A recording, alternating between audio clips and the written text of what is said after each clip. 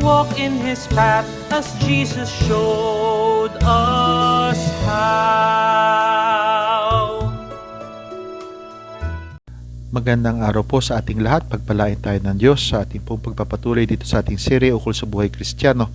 Tayo po ay hahalaw sa unang sulat ni San Pablo sa mga taga-Tesalonika, Kabanata 4, Talata 6. Ito po ang sinasabi. Ito po ay galing sa Magandang Balita, Biblia.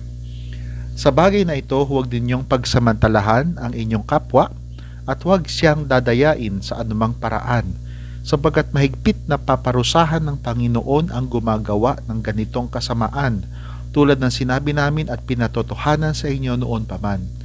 Kung kaya bilang malasakit ni San Pablong alagad sa kanyang mga tagabasa, tagapakinig, mga baguhang Kristiyano sa Tesalonika, ay sinabihan niya sila na huwag manamantala, no?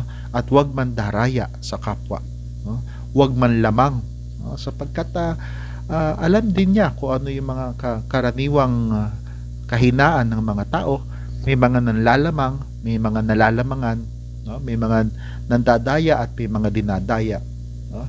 Sapagkat ito ay hindi isang basta ay nagkamali ako, kundi yung bagay na sinasadya, masamang bagay at sinasadya pa.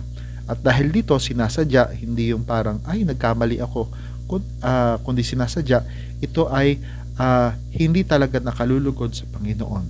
Kaya't nasabi ni San Pablo ng mga nandadaya at mga nananamantala ay parurusahan, mahigpit na parurusahan ng Panginoon,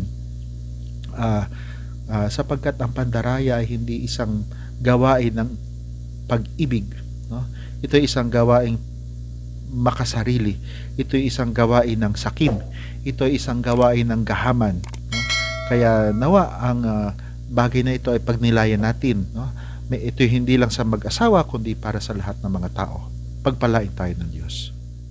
Walk in His path as Jesus showed us